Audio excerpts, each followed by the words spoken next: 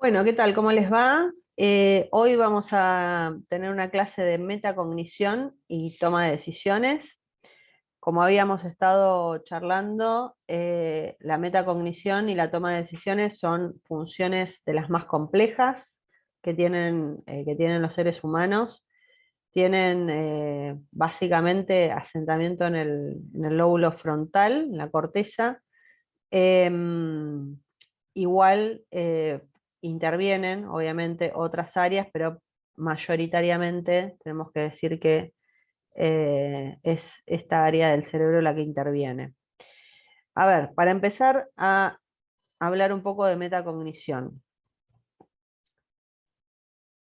Los humanos justamente contamos con la capacidad de pensarnos a nosotros mismos. Esta capacidad justamente de pensarnos va desde lo introspectivo, quiere decir interiormente, hasta llegar a la conciencia. La conciencia nosotros la tomamos como el conocimiento, o sea, lo que estamos en conocimiento. Vieron que cuando hablamos de aparato psíquico, nosotros hablábamos de inconsciente, preconsciente y consciente. Lo que estaba en el inconsciente era material guardado, pero que de alguna manera desconocíamos, entre comillas, y lo que pasaba a la conciencia era lo conocido, ¿sí? Podemos, además de esta capacidad de pensarnos a nosotros mismos, de reflexionar, de analizar nuestro propio pensamiento, podemos también monitorear nuestras acciones y revisar estrategias justamente para lograr de una manera más eficiente los objetivos y mejorar la toma de decisión. Tanto el monitoreo como el plan o la estrategia también son funciones ejecutivas que están dentro de las funciones cognitivas complejas. Por eso les digo que va interactuando eh, todas las áreas del cerebro, porque de repente yo para trazar un plan puedo tener experiencia vivida, no sé, tengo que rendir un parcial, tengo que ir a presentarme una entrevista de trabajo, tengo que concurrir a una fiesta, yo ya tengo memoria, la memoria es una función básica, pero la memoria me da pauta de experiencia y de aprendizaje, ¿sí? La memoria del hipocampo, recuerdan que es la memoria reciente donde se van justamente elaborando los contenidos y se va estableciendo aprendizaje, que esa es del hipocampo. Entonces, yo de repente si tengo que atravesar una situación, no sé, tengo que ir a trabajar y el subte no anda. Entonces, llego hasta la parada del subte y tengo que modificar la estrategia porque tengo que llegar a un determinado horario, porque tengo que ir a trabajar o tengo que ir, no sé, a rendir un examen o lo que sea. Entonces voy a tener que usar la flexibilidad cognitiva, que es otra función ejecutiva, para rediseñar mi plan y poder alcanzar la meta, que es llegar en tiempo y forma al lugar donde tengo que llegar. Entonces, reestructuro el plan, monitoreo y veo, no sé, si hay taxi cerca, si tengo una parada de colectivo, si no estoy muy lejos, si puedo ir caminando, eh, empiezo a analizar variables y empiezo justamente a reconfigurar esta cuestión del pensamiento para justamente poder alcanzar una meta. Justamente, a mayor cantidad de aciertos, mayor desarrollo de la metacognición. ¿Por qué? Porque si yo hago todo este análisis interno, de decir, bueno, ¿cuál va a ser la mejor manera de que yo llegue en tiempo y forma al trabajo? Voy a poder justamente establecer si en otra oportunidad ya me pasó y qué fue lo que hice. De repente, no sé, me fui caminando y llegué tarde porque no me daban los tiempos. Entonces tal vez cambio la estrategia y digo, no, esta vez me voy en taxi o esta vez me voy en colectivo. O si tengo a alguna persona cerca que sé que va para el mismo lugar, le pido que me acerque. Entonces, justamente, si yo ya instauré un tipo de estrategia, voy al subte y no funciona, y sé que puedo llegar caminando al mismo tiempo y forma, me voy caminando, ¿sí? Si no, veo y reformulo estrategia justamente para decir, bueno, no quiero llegar tarde como me pasó ya la otra vez. Entonces, tomo otro medio de transporte, ¿sí? Esta capacidad entonces está relacionada con la corteza frontal anterior. También participan zonas que intervienen justamente en los procesos de memoria y de orientación, como les decía, del hipocampo.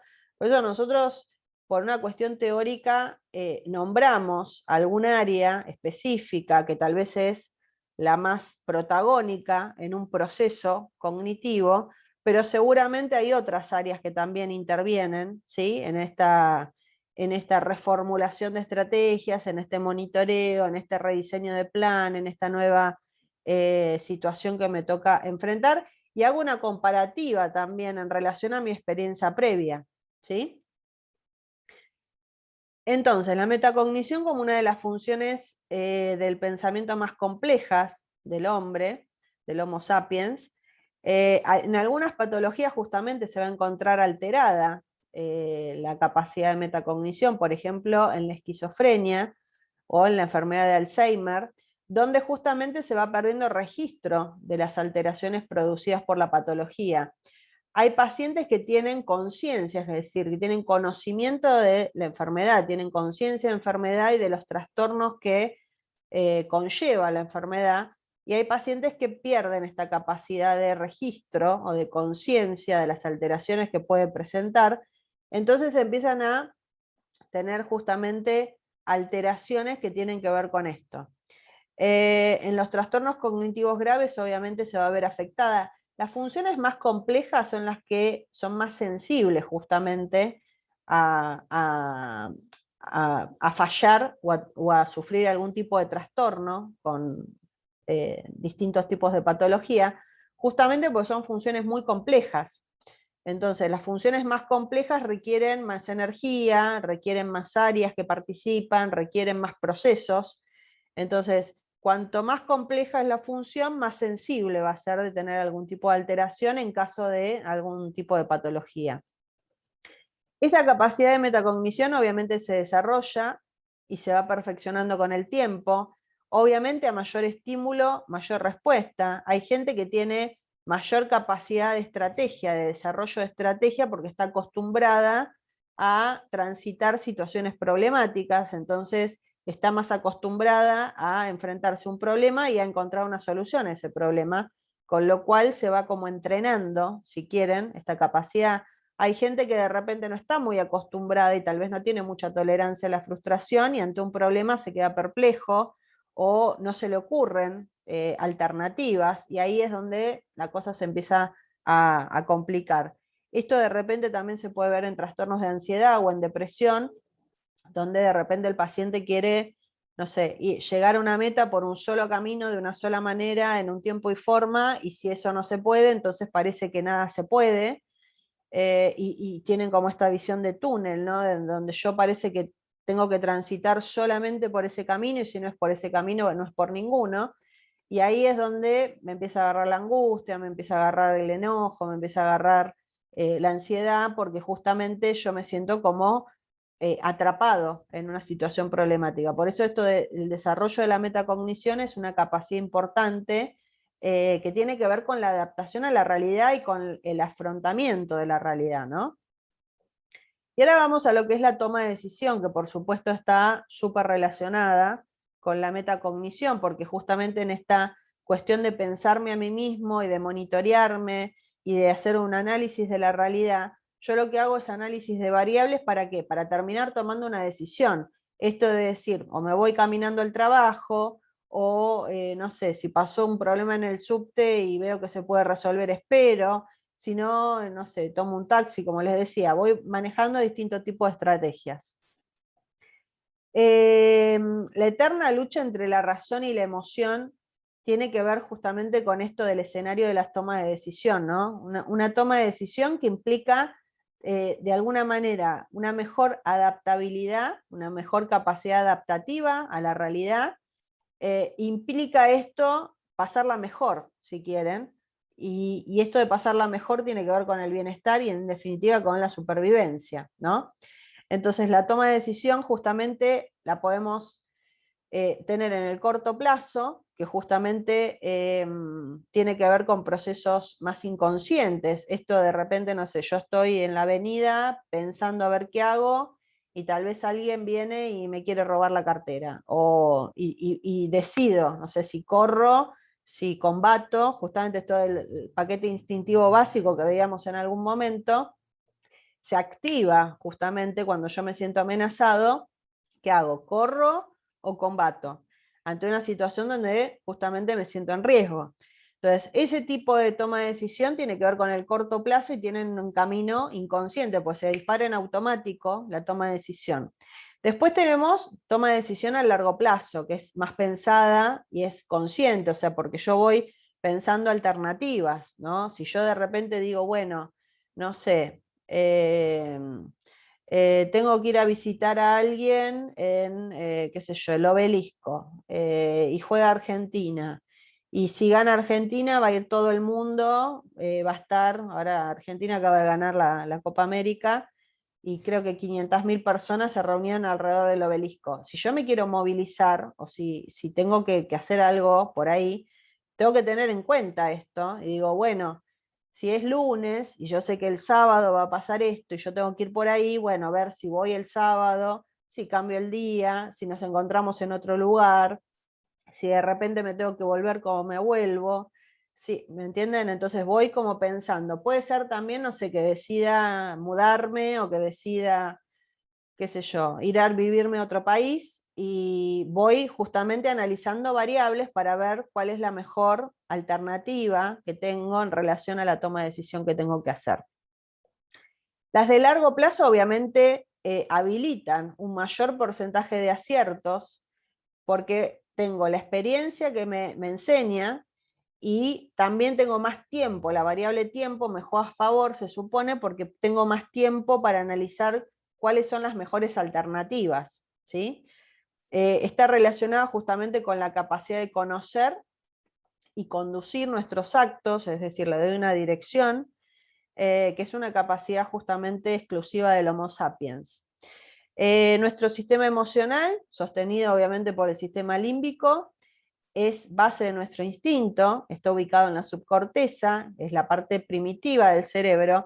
Y a ver, la emoción, por eso se habla de la lucha de la razón y de la emoción me juega a la hora de la toma de decisión, porque no será lo mismo que yo tenga que hacer un trámite en el banco, que me puede gustar más o gustar menos, o me puede revivir situaciones mejores o peores, a que yo tenga que hacer algo que me gusta, que me motiva, que tiene justamente tal vez un componente emocional o no, o que me disgusta.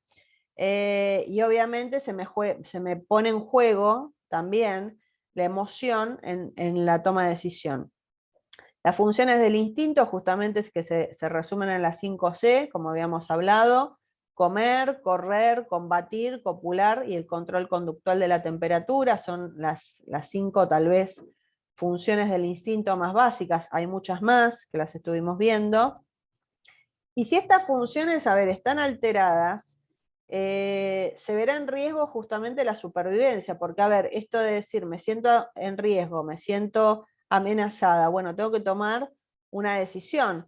Si yo no hago nada, y el riesgo va a ser mayor, si de repente a mí me quieren, no sé, pegar o lastimar o robar o lo que sea, y yo no hago nada, ni combato, ni corro, y me quedo ahí a veces perpleja, porque la situación tal vez me dejó en una situación de perplejidad, corro más riesgo tal vez de que me pase algo, y justamente se pone en riesgo la supervivencia y el bienestar, ¿no?